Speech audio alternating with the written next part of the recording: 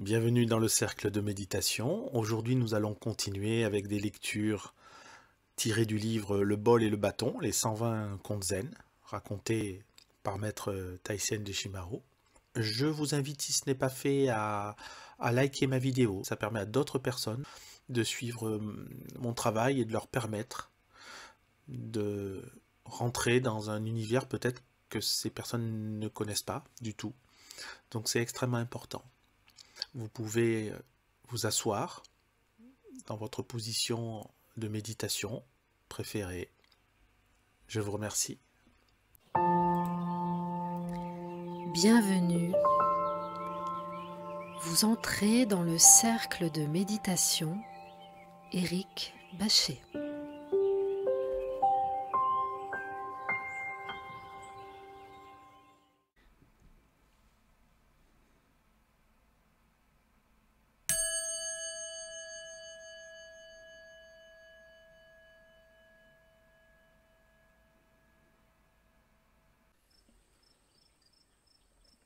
La lune par la fenêtre. Maître Kodo Sawaki respectait infiniment Maître Ryokan. Il affirmait que Ryokan était le premier moine de l'histoire japonaise. Actuellement, sa popularité est encore très grande et ses calligraphies sont rares et précieuses. Ryokan n'était pas un flatteur. Sans peur, sans anxiété, innocent et candide, comme le sont les enfants. Il ne dépendait de rien. Sans temple, sans argent, il vivait dans une liberté totale et juste. Quelqu'un lui demandait une calligraphie, il en faisait une, peu importe à qui. Il vivait dans la province de Nagano, près du temple de Teishoshi. Un jour, le shogun de la province invita Ryokan à une très grande soirée avec de nombreuses geishas.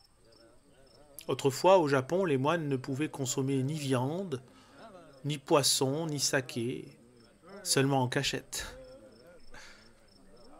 Tout au long de la soirée, les ravissantes geishas furent à ses soins.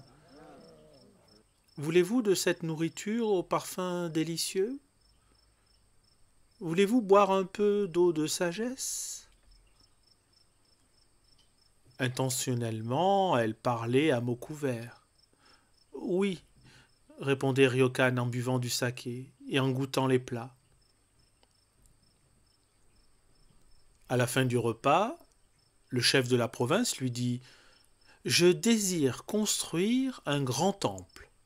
Je vous demande d'en être le chef. Le pouvez-vous » Ryokan s'enfuit à toutes jambes. Une autre fois, Ryokan, qui aimait beaucoup les enfants, jouait avec eux à cache-cache. Pendant une partie, il se cacha dans une étable. La nuit tombée, les enfants retournèrent chez eux.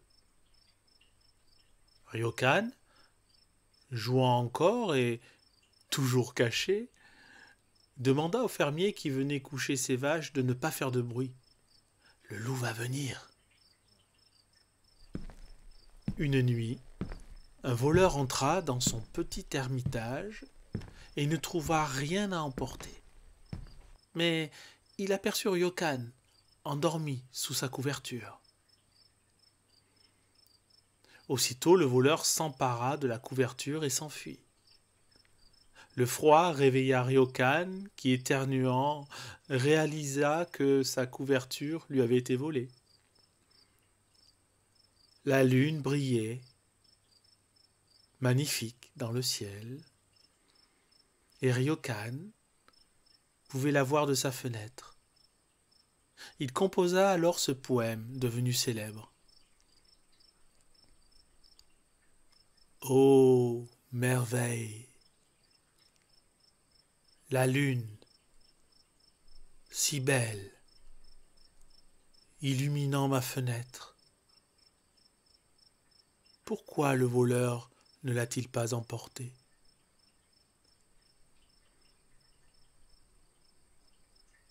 Aucun événement,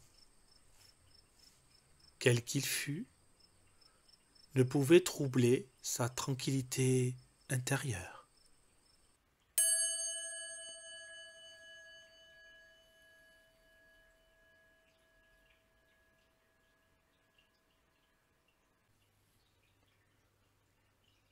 Le moustique ou le père.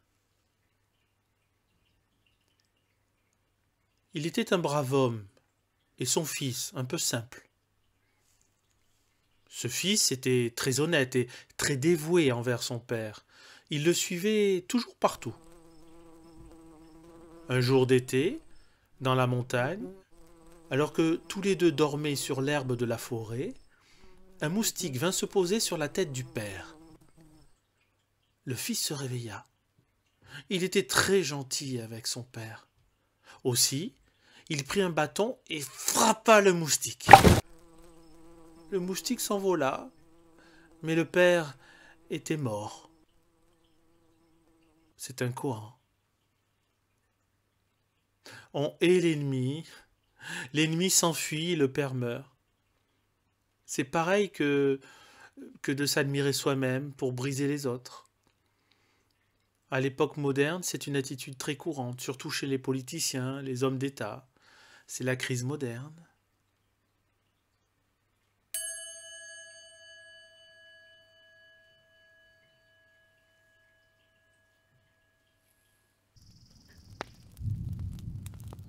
Rapide comme un brave homme, noble et courageux, rendit visite un jour à 4 grands maîtres de Kyudo, le tir à l'arc japonais, qui vivaient ensemble dans un lieu retiré. L'homme parla ainsi. « Vous êtes 4, leur dit-il, que chacun de vous marche dans l'une des 4 directions, puis, se tournant vers moi, décoche sa flèche. Je les arrêterai toutes 4 avant qu'elles m'atteignent. »« Nous pouvons te croire, s'écrièrent-ils. »« Comme il doit être rapide, reprirent les élèves. Il est déjà difficile d'arrêter ne serait-ce qu'une flèche tirée par un maître, mais 4 à la fois. Cela relève du pouvoir magique. »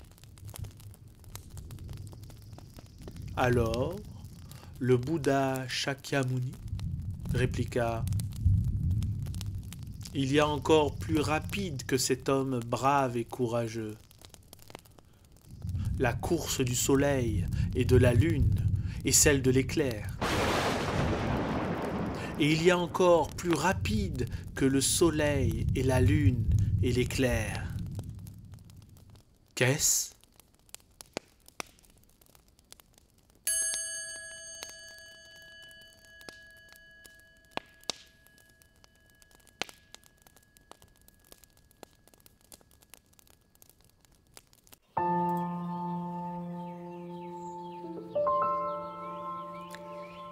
À présent, vous sortez du cercle de méditation et son énergie vous accompagne.